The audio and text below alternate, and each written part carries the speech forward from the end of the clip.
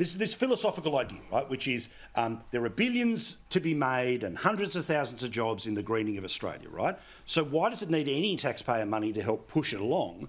But again, and I'm not suggesting there's anything nefarious at all about the company that Cannon Brooks and Turnbull are involved in. But if they need $5, $10, $15, $20 million out of someone to build more solar panels, couldn't they just ask the billionaire or the multi-millionaire who owns their company for that money before they ask you and me to pay for it?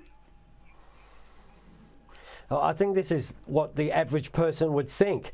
What it displays is a complete lack of self-awareness on the part of the ruling class that extends to taking the airfares and then subsidising rich people to build panels that we know are going to be more expensive than the things we can currently get from overseas, and then presumably subsidise households to buy them. This looks like it has a lot more to do with politics than it does economics. I think we're going to see more of it, but people will be scratching their heads as to why rich people need money to do a commercial endeavour. I mean, if it doesn't make money, why do it?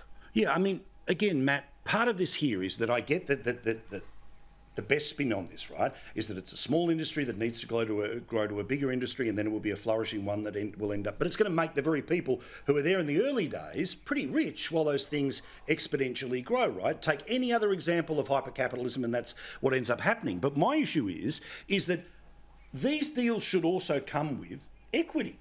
Like, why doesn't it have a scenario where, all right, if you need $10 million off us, then we're going to get 5% of an asset that we might be able to sell later, our shares in it, or when this becomes a multi-billion-dollar company, it's a new source of revenue for governments.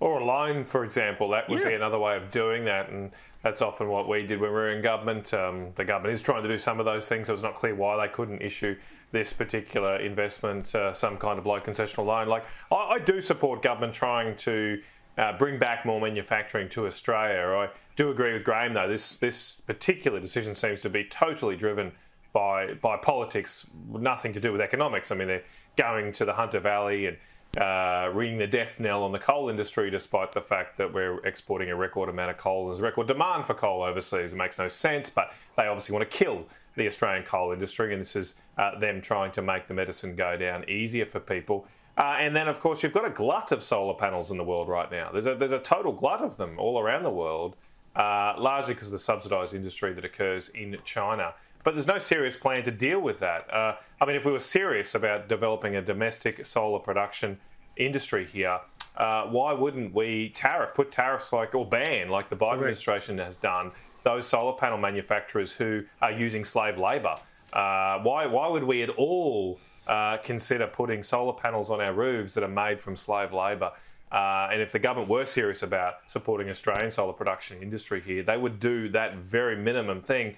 The fact they're not, I think this is just actually for the PR. It's not really serious about developing an Australian solar production industry itself. Well, don't forget, of course, we still have taxes on cars that are imported to the country, which was all about protecting cars made in the country, but we don't make cars in the country anymore. So, but then again, we still compensate for a carbon tax that doesn't exist. Oh, okay.